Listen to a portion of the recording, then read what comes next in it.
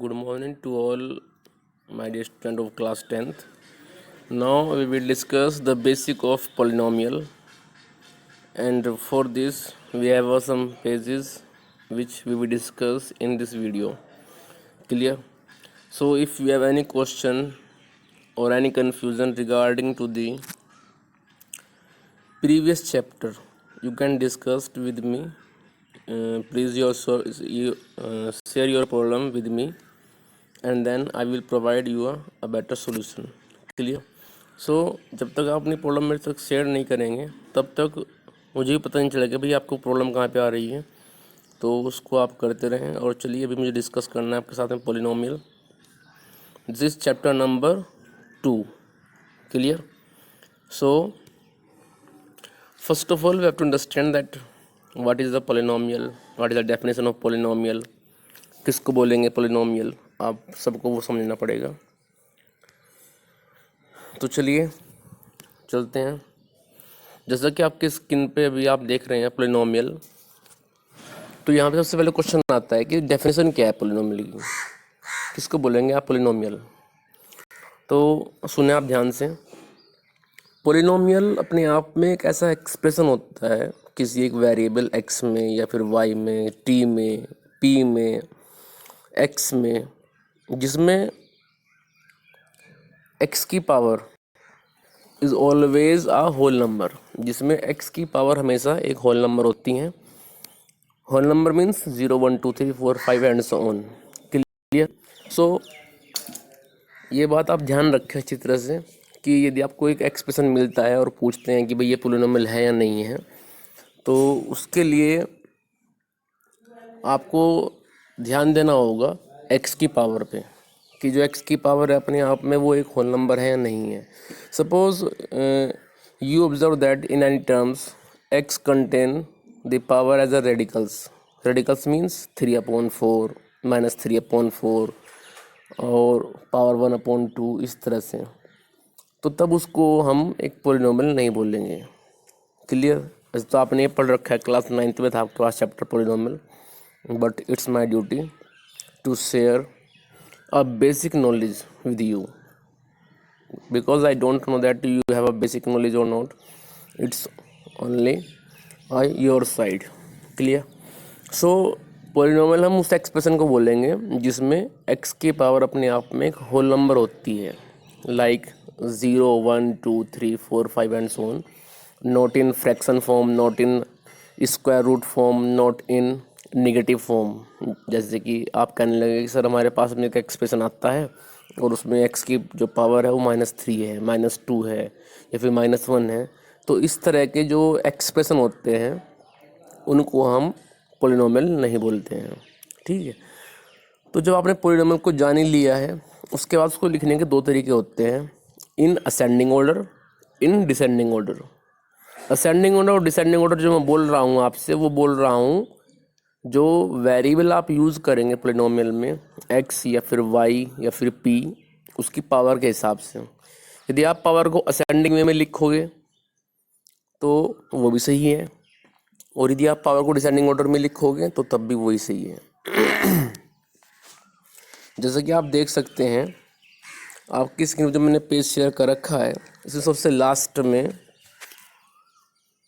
ध्यान से देखिए, सबसे लास्ट में जो एग्जांपल है पेज के बॉटम पे, इसमें लिखा हुआ है कि 5x³ + 4x² + 3x + 2। ये जो पॉलिनोमियल लिखा हुआ है ये डिसेंडिंग ऑर्डर में लिखा हुआ है। यहाँ पे पहले पावर 3 आई है, फिर पावर 2 आई है, फिर पावर 1 आई है, फिर +2 आया है। +2 means a pure constant term in which power of x is 0, क्योंकि आप जानते हैं यदि किसी वेरिएबल की पावर 0 होती है तो उसको हम जनरली 1 लिखते हैं। जैसे 10 टू द पावर 0 1 आंसर मिलेगा, 100 टू द पावर 0 आंसर 1 मिलेगा, a to the power 0 answer 1 मिलेगा, p to the power 0 answer 1 मिलेगा। तो किसी की भी, फिर चाहे वो अल्फ़ाबेट हो, फिर चाहे वो कॉन्स्टेंट टर्म हो, यदि किसी की पावर 0 होती है तो उसका आंसर हमेशा 1 होता है। ये बात आप जानते हैं बचपन से। तो पॉलिनोमियल को जब लिखते हैं तो उसके लिखने के दो तरीके होते हैं, इन असेंडिंग ऑर्डर और डिसेंडिंग ऑर्डर। आप इसी एग्जाम्पल को ऐसे भी लिख सकते हैं कि 2 + 3x + 4x² + 5x³ वो बन जाएगा इसका असेंडिंग ऑर्डर। ठीक है, दोनों तरीके सही हैं, लेकिन जनरली हम आपके यहाँ पे आपके सिलेबस में डिसेंडिंग ऑर्डर को फॉलो करते हैं। जैसे 5x² + 6x + 2, जैसे x² + x - 2, इस तरह से। तो आपके यहाँ पे हमेशा डिसेंडिंग ऑर्डर को ही फॉलो किया जाता है, ये बात आप ध्यान रखें। और दोनों ही ऑर्डर सही हैं अपने आप में, आप असेंडिंग में लिखें डिसेंडिंग में लिखें, कोई फिक्सिंग नहीं चल रही है। ठीक है, ये मैथमेटिक्स से जो रूल है वो रूल है। तो चलिए इसके बाद में आता है फर्स्ट टॉपिक आपके क्लास 10th का जो आपको समझाना है। इससे पहले एक टॉपिक छूट गया, वो लग गया तो वो भी समझ लेते हैं। वो टॉपिक ये है कि पॉलिनोमियल को हम 2 कैटेगरी में बांट सकते हैं। एक तो होती है पावर के हिसाब से, एक होती है टर्म्स के हिसाब से। ये कंसेप्ट भी क्लास 9th का ही है। आपको चेक करना पड़ता है कि पॉलिनोमियल में x की सबसे हाईएस्ट पावर कौन सी है। जो x की हाईएस्ट पावर होगी उसी को बोलते हैं हम डिग्री ऑफ पॉलिनोमियल।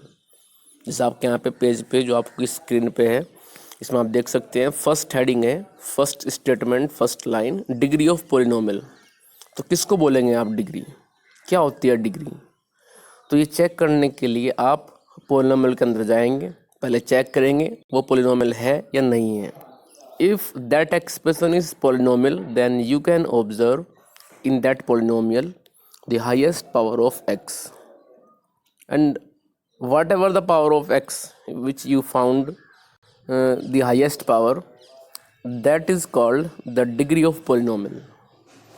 x की जो भी हाईएस्ट पावर होगी, सपोज 6 है, 7 है, 5 है, 4 है, 3 है, वट उसको ही आप अनाउंस कर देंगे कि ये इस पोलिनोमियल की डिग्री है। ठीक है, जैसे मैंने सबसे लास्ट में जो एग्जांपल दिया है, पेज के सबसे लास्ट में देखिए आप, 5x³ + 4x² + 3x + 2। इसमें जब आप चेक करते हैं x की हाईएस्ट पावर तो वो फिलहाल कितनी है, 3 है।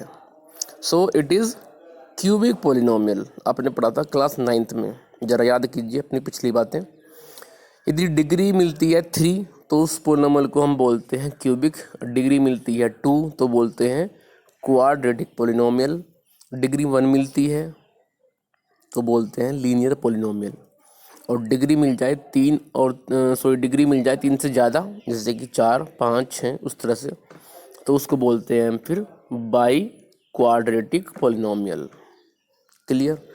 सो पावर के हिसाब से 4 कैटेगरी हैं। पहली कैटेगरी लीनियर पोलिनोमियल जब डिग्री 1 मिलती है। सेकंड कैटेगरी क्वाड्रेटिक पोलिनोमियल जब डिग्री 2 मिलती है। थर्ड कैटेगरी क्यूबिक पोलिनोमियल जब डिग्री 3 मिलती है। और fourth category by quadratic polynomial जब डिग्री हमें 4 मिलती है। ठीक है, ऐसे ध्यान रखेंगे। तो पोलिनोमियल को जब आप कैटेगरी में बांटते हैं उसके 2 बेस थे। एक तो पावर के बेस पे, आपको जो मैंने अभी बताया, एक था टर्म्स के बेस पे। टर्म्स के बेस पे क्या था कि आप चेक करते हैं कि पोलिनोमियल में नंबर ऑफ टर्म्स कितनी हैं। जैसे चेक करते हैं ना, क्लास में आज कितने बच्चे आए हैं। ठीक है, तो यदि क्लास में एक बच्चा है उसको बोलते हैं हम मोनोमियल। 2 बच्चे हैं तो उसको बोलते हैं बाइनोमियल। बच्चों का मतलब टर्म से समझिए। ठीक है, यदि पोलिनोमियल में केवल एक टर्म है, जैसे 2 या फिर 3x या फिर 4x², what ever it may be, so then we announce that it is a monomial polynomial। एक वर्ड यूज करते हैं मोनोमियल। लेकिन आपने ऑब्जर्व किया एक्सप्रेशन को, उसमें आपको नंबर ऑफ टर्म्स मिलती हैं 2, तो फिर आप कहेंगे कि सर इट इज़ बाइनोमियल, क्योंकि यहाँ पर टर्म 2 आ गई। सपोज आपने ऑब्जर्व किया पोलिनोमियल को एंड टर्म्स आपने वहाँ पे 3 देखी, जैसे क्लास में 3 बच्चे आए हुए हैं, तो तब आप अनाउंस कर देंगे इट इज़ ट्राइनोमियल। लेकिन अब उसमें जो टर्म्स थे वो 3 से ज़्यादा आ गई, 4 आ जाए, 5 आ जाए, क्लास में 6 बच्चे आ जाएँ, 7 बच्चे आ जाएँ क्लास में, तो उस केस में आप उसको बोलेंगे मल्टीनोमियल। क्लियर? तो ध्यान रखना है बच्चों, पोलिनोमियल को हम दो कैटेगरी में बांट सकते हैं। एक कैटेगरी का बेस पावर है, एक कैटेगरी का बेस नंबर ऑफ टर्म्स है। पावर के बेस पे बांटोगे तो linear, quadratic, cubic, biquadratic terms use करनी पड़ेंगी according to the highest power of x की हाईएस्ट पावर के हिसाब से। और यदि नंबर ऑफ टर्म्स के हिसाब से बांटोगे पोलिनोमियल को तो फिर टर्म्स चेक करेंगे। टर्म्स 1 मिलती है तो मोनोमियल, टर्म्स 2 मिलती हैं तो बाइनोमियल, टर्म्स 3 मिलती हैं तो ट्राइनोमियल, टर्म्स 4 मिलती हैं तो मल्टीनोमियल। क्लियर? तो जो आपके सामने स्क्रीन पे पेजेस में आपको सिर्फ इतनी बताया गया है कि डिग्री क्या होती है, कैसे चेक करते हैं, वो सब बताया गया है। ठीक है, इस पेज का वर्क पूरा हो चुका है। चलिए अब नेक्स्ट पेज शेयर करता हूँ आपकी स्क्रीन पर मैं।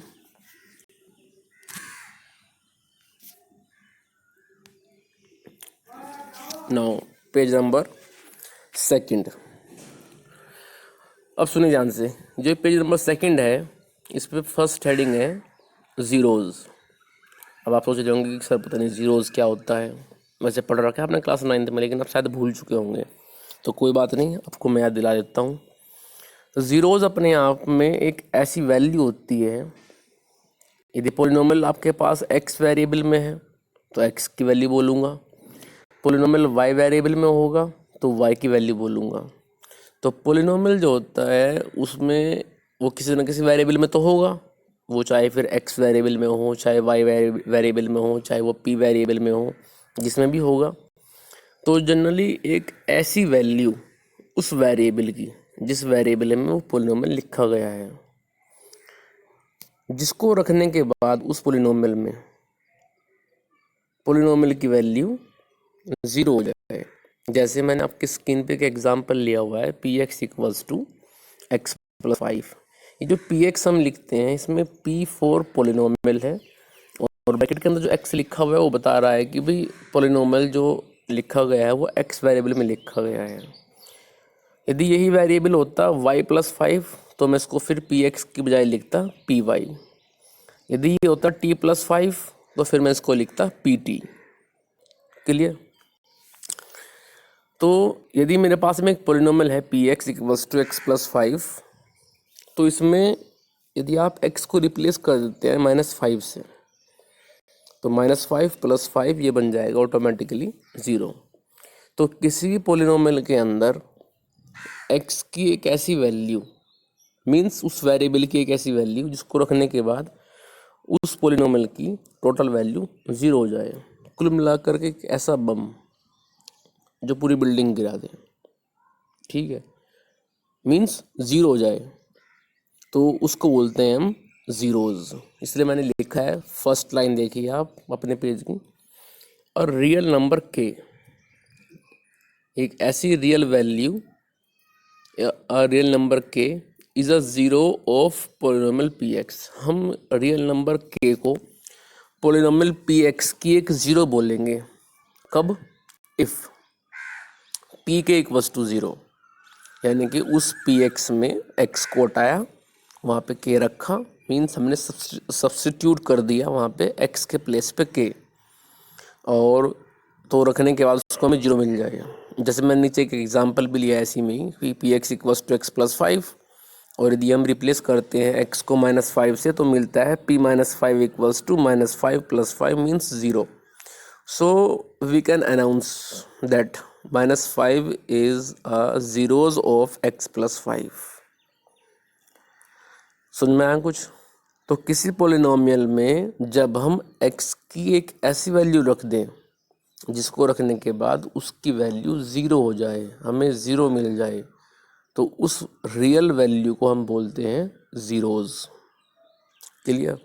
अब आपके माइंड में एक प्रॉब्लम आ रही होगी, क्वेश्चन आ रहा होगा कि सर ठीक है, आप तो जानते हैं, आपने से -5 रख दिया, हम कैसे पता लगाएंगे कि भाई हमें -5 रखना है, नहीं रखना है, या फिर कुछ और रखना है? तो उसके लिए क्या होता है, सेकंड हेडिंग देखिए आप अपने इस पेज का, method of finding the zeros. Zeros निकालने का जो मेथड है वो मेथड क्या है जिसकी हेल्प से आप ज़ीरोज़ को निकाल पाएंगे, तो उसको भी समझ लीजिए। उसके लिए क्या होता है कि आपको जो पोलिनोमियल दिया जाएगा, पोलिनोमियल कुछ भी हो, उसको आप इक्वल्स टू 0 रखेंगे और बनाएंगे एक equation. Equation may be linear, quadratic, cubic. It's depend upon the nature of polynomial. Clear. तो सबसे पहले आपको जो भी पोलिनोमियल दिया जाएगा, सपोज पोलिनोमियल x प्लस 5 है या polynomial x square plus 2x plus 5 है, जो भी है उसको आप रख देंगे इक्वल्स टू 0. फिर आप उसके फैक्टर करेंगे क्लास 8 की तरह से. अपने फैक्टर किए थे वहाँ पे, आपको याद होगा, जिसको बोलते थे आप वहाँ पे स्प्लिटिंग ऑफ मिडिल टर्म. उस मेथड को यूज़ करेंगे और फैक्टर करने के बाद वहाँ से आपको x की वैल्यू मिल जाएंगी. बट ध्यान रखें एक चीज़ का, यदि पॉलिनोमियल लीनियर होगा तो x की केवल एक वैल्यू मिलेगी. यदि पॉलिनोमियल की नेचर क्वाड्रेटिक होगी तो x की 2 वैल्यू मिलेंगी. यदि पॉलिनोमियल की नेचर क्यूबिक होगी, मीन्स वहाँ पे x की हाईएस्ट पावर 3 होगी, तो तब आपको x की 3 वैल्यू मिलेंगी सोल्व करने के बाद. ठीक है, यही बात मैंने इसके नीचे लिख भी दी है, ध्यान से देखिए आप.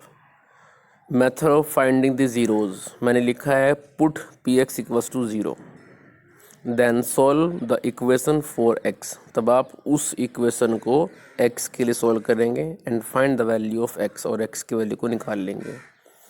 अब इसी में चलिए नीचे नेक्स्ट लाइन में, if polynomial is linear then zeros will be 1. इसलिए मैंने इस बात को यहाँ पे स्पेसिफाई किया है, शायद आप में से बच्चों को नहीं पता होगा तो वो भी जान लेंगे. यदि पोलिनोमियल की नेचर अपने आप में लीनियर है तो ज़ीरोज़ हमारे पास में 1 होगी. यदि पोलिनोमियल की नेचर क्वाड्रेटिक है तो ज़ीरोज़ 2 होंगी. यदि पोलिनोमियल की नेचर क्यूबिक है तो तब उस केस में नंबर ऑफ ज़ीरोज़ 3 होंगी. यदि पोलिनोमियल की नेचर बाई क्वाड्रेटिक है तो तब उस केस में जो ज़ीरोज़ हैं वो 4 होंगी. क्लियर, ये बात आप ध्यान रखें. फिर मैंने एक एग्ज़ाम्पल भी लिया है. उस एग्ज़ाम्पल में जो px है वो लिया हुआ है x square plus 5x plus 6. हम इसकी ज़ीरो निकालनी है. तो according to the rule step by step चलेंगे. और फर्स्ट स्टेप क्या होता है कि हमने अपने उस पोलिनोमियल को इक्वल्स टू 0 पुट कर दिया और बनाते हैं वहाँ से हम एक equation. And equation is x square plus 5x plus 6 equals to 0. इसके बाद splitting of middle term method apply किया. और वो क्या होता है मेथड, जरा उसको सुन लो. वो मेथड ये होता है कि आप कांस्टेंट टर्म की multiply coefficient of x square में करते हैं. कोफिशिएंट बोलते हैं उसका पड़ोसी जो उसकी मल्टीप्लाई में होता है. जैसे एक्स स्क्वायर की मल्टीप्लाई में उससे पहले सिर्फ 1 है, so coefficient of x square is 1. X की मल्टीप्लाई में 5 है क्योंकि वहाँ पे 5x है ना, so coefficient of x is 5. And then last में plus 6 is purely constant term. So 6 की multiply coefficient of x square means 1 में करेंगे तो 6 1 जा 6 मिलेगा. फिर 6 के में से 2 फैक्टर करना चाहेंगे, जिनको प्लस करें तो 5 मिल जाए. प्लस क्यों करें, क्योंकि 5x के बाद में प्लस 6 दिया हुआ है. हमें लास्ट साइन देखना पड़ता है कि वो पॉजिटिव है या नेगेटिव है. तो 6 1 जा 6. अब 6 के हम करेंगे ऐसे 2 फैक्टर जिनको मल्टीप्लाई करें तो 6 आ जाए और प्लस करें तो 5 आ जाए. That is 2 and 3, because 2 + 3 5 and 2 × 3 = 6. जब मल्टीप्लाई करेंगे तो 6 मिलेगा और जब प्लस करेंगे तो 5 मिलेगा. सो 5 के प्लेस पर हमने लिख दिया फटाफट ब्रैकेट के अंदर 2 + 3. फिर 2 + 3 की मल्टीप्लाई x में की तो हमें नेक्स्ट लाइन में मिलता है x square plus 2x plus 3x plus 6 equals to 0. यहाँ से कॉमन लिया, कॉमन लेने के बाद फैक्टर किया और करते करते हम लास्ट में आ गए x + 2 × x + 3 इक्वल्स टू 0 पर. उसके बाद x + 2 को 0 के बराबर रखा, वहाँ से हमें x की पहली वैल्यू मिली. फिर हमने x + 3 को 0 के बराबर रखा, वहाँ से हमें x की दूसरी वैल्यू -3 मिली. So this implies -2 and -3 are the 2 zeros of px. Clear. तो इस तरह से हमने देख लिया है कि भाई -2 और -3 इसकी 2 ज़ीरोज़ हैं, means x square plus 5x plus 6 की. तो चलिए जीरोज़ निकालना तो आपने सीख लिया. अब सीख लेते हैं फटाफट इसका ज्योमेट्रिकल मीनिंग. ज्योमेट्रिकल जब भी वर्ड आए तो समझ लेना कि हमें ग्राफ के ऊपर वर्कआउट करना है. ग्राफ के थ्रू हम उस बात को समझेंगे, थियोरटिकल बात. तो जो ज़ीरोज़ आप निकालते हैं इसका ज्योमेट्रिकली मीनिंग क्या होता है किसी पॉलिनोमियल के लिए, वो समझते हैं। दरअसल ज़ीरोज़ अपने आप में वो पॉइंट होता है, उस पॉइंट की वैल्यू होती है जो कभी कोई कर्व या स्ट्रेट लाइन, मैं दो वर्ड यूज़ करूँगा यहाँ पे, कर्व और स्ट्रेट लाइन। आप सोच रहे होंगे कि कर्व कब यूज़ करना है, कर्व कब बोलना है, स्ट्रेट लाइन कब बोलना है, आपको मैं भी बताऊँगा। जिन पोलिनोमियल में डिग्री 1 होती है, मीन्स जो लीनियर होते हैं, जैसे कि x+5, x+2, पी x=5, इन पोलिनोमियल को जिनको हम लीनियर बोलते हैं ना, इनका जब ग्राफ आप ड्रॉ करेंगे कभी ग्राफ पेपर पे तो हमेशा एक स्ट्रेट लाइन आता है। लेकिन यदि हम बात करें क्वाड्रेटिक पोलिनोमियल की, क्यूबिक पोलिनोमियल की, या फिर उससे और बड़ी पावर की, तो उनका जो ग्राफ बनता है किसी ग्राफ पेपर के ऊपर, वो एक कर्व की शेप में आता है, जिसमें कोई सीधी लाइन नहीं होगी, कोई स्ट्रेट लाइन नहीं होगी। एक लाइन अपने आप में बार बार मुड़ेगी, कई बार वो एक्स एक्सिस को कट करेगी मुड़ करके, कई बार वो वाई को कट करेगी, तो उनको हम कर्व बोलते हैं। ठीक है, तो कर्व जनरली जो हमें मिलता है वो मिलता है क्वाड्रेटिक इक्वेशन के लिए, क्यूबिक के लिए और बाई क्वाड्रेटिक इक्वेशन के लिए, जब डिग्री 2, 3 और 4 हो जाती है किसी वेरिएबल एक्स की। लेकिन जब हमारे पास में लीनियर पोलिनोमियल है, मीन्स एक्स की पावर 1 है, तो तब 2 मिनट रुको, इतना तेल उठा के ले जाओ, देख लो। तो कुल मिला करके ज्योमेट्रिकली मीनिंग में क्या होता है कि आप चेक करते हैं कि कोई कर्व या फिर कोई स्ट्रेट लाइन एक्स एक्सिस को कितनी बार कट कर रही है। जितनी बार एक्स एक्सिस कट होगा, ठीक है, उन्हीं को बोलते हैं हम नंबर ऑफ ज़ीरोज़। तो नंबर ऑफ ज़ीरोज़ के लिए आपको ये चेक करना पड़ता है कि कोई कर्व अपनी लाइफ में कितनी बार एक्स एक्सिस को कट कर रहा है, सिर्फ इतना ही हम चेक करते हैं। ठीक है, तो यही बात मैंने लिख भी दी है, ध्यान से देखिए अपने पेज के सबसे नीचे। The number of points where, number of points means हम पॉइंट काउंट करेंगे एक्स एक्सिस पे कि कितनी बार वो कर्व या फिर वो लाइन उस एक्स एक्सिस को कट कर रही है।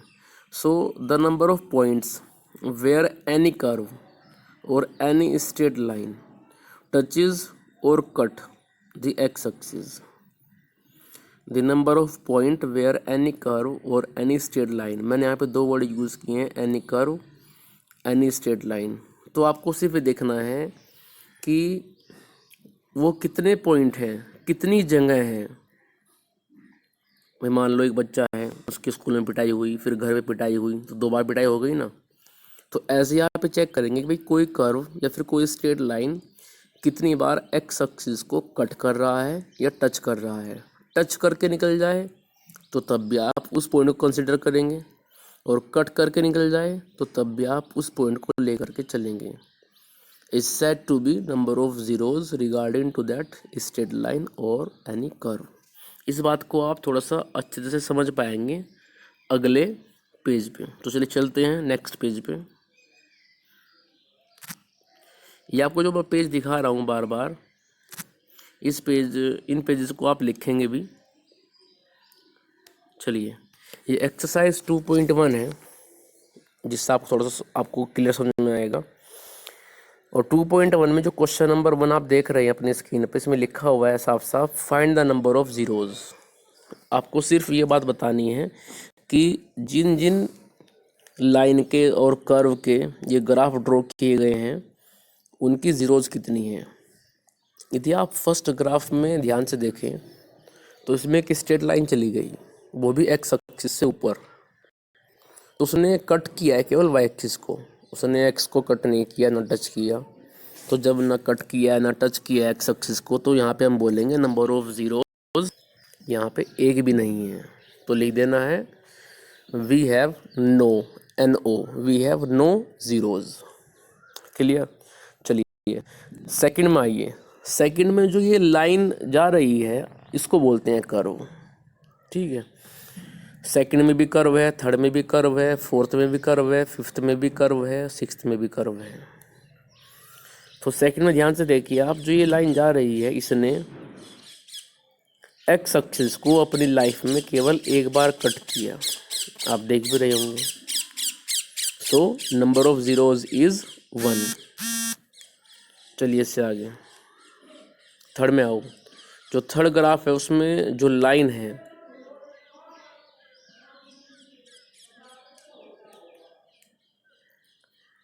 जो ये थर्ड लाइन है, सॉरी थर्ड ग्राफ है, इसमें ध्यान से देखिए। जो ये लाइन है ये एक्स एक्सिस को 3 टाइम कट कर रही है, 3 जगह पे। So number of zeros is 3। हमारे पास में जो नंबर ऑफ ज़ीरोज़ हैं वो 3 हैं। चलिए फोर्थ में आइए। फोर्थ में ध्यान से देखिए, ये जो कर्व है ये फोर्थ ग्राफ में एक्स एक्सिस को 2 बार कट कर रहा है। ध्यान से देखिए आप, 2 बार कट कर रहा है 2 पॉइंट पे। So we have 2 zeros. Fifth में आइए।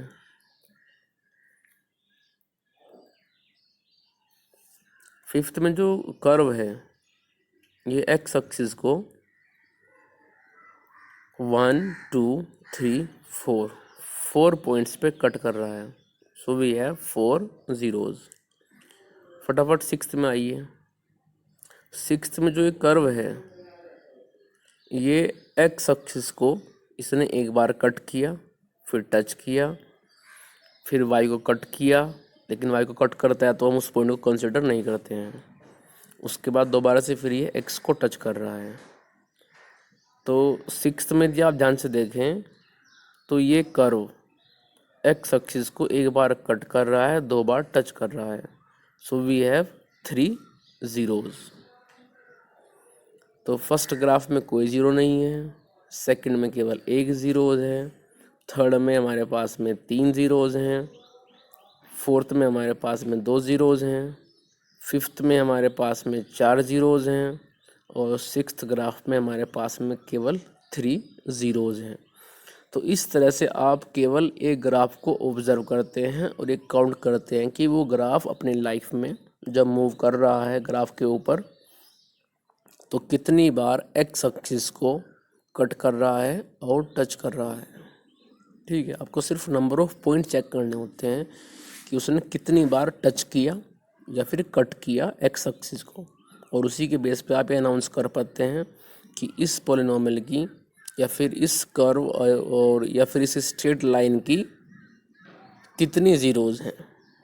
तो इसको बोलते हैं geometrical meaning of number of zeros. आपने ध्यान से इसको देखा। नंबर ऑफ ज़ीरोज़ एक तो आप निकालते हैं थ्योरेटिकली कि अपने पॉलिनोमियल को आप 0 के बराबर रखते हैं, उसके फैक्टर करते हैं, फिर वहाँ से एक्स की वैल्यू को निकालते हैं। सपोज एक्स की वैल्यू आती है 2 और -2, तो वो कर्व क्या होगा, एक बार 2 पे कट करेगा एक्स एक्सिस को और एक बार कट करेगा -2 पे। तो ये जो ग्राफ आप देख रहे हैं this is geometrical representation of zeros, जिसकी हेल्प से आपने देखा कि जो ज़ीरोज़ हम निकालते हैं किसी पॉलिनोमियल को 0 के बराबर रख करके, इक्वेशन बना करके, फैक्टर करके, उसका ज्योमेट्रिकल मीनिंग क्या होता है वो आपने यहाँ पे देखा और समझा। तो इससे आगे हम एक्सरसाइज 2.1 आपकी आज हो गई है। इससे आगे 2.2 है वो हम डिस्कस करेंगे फिर नेक्स्ट वीडियो में। क्लियर? 2.2 में नया कंसेप्ट होगा, पहले उसको समझाएंगे फिर उसको बताएंगे। तो आज आपको मैंने जो जो समझाया, जो मैंने पेज आपको शेयर किए समझाए, उन पेजेस को आप अच्छी तरह से अपनी नोटबुक के अंदर लिखेंगे। नोटबुक को डेली मेंटेन करें, डेली का वर्क डेली करें, उसको पेंडिंग छोड़ कर ना चलें। कोई प्रॉब्लम है कभी भी आप पूछ सकते हैं बाय व्हाट्सअप या फिर कॉल कर सकते हैं, लेकिन अपनी प्रॉब्लम को शेयर ज़रूर करें जिससे हमें मालूम हो सके कि भाई आपको प्रॉब्लम कहाँ पे आ रही है। क्लियर? तो चलिए, आई होप आपको समझ में आया होगा जो भी डिस्कस किया हमने। यदि किसी बच्चों को कोई प्रॉब्लम है, कोई क्वेरी है, किसी भी बात के रिगार्डिंग कोई बात क्लियर नहीं हो पाई है, तो मुझसे फ़ोन करके वो पूछ सकता है, अपने प्रॉब्लम को रिजॉल्व कर सकता है। क्लियर? तो आज के इस सेशन में इतने रखेंगे, बाकी डिस्कस करेंगे फिर हम इसके बाद नेक्स्ट वीडियो में।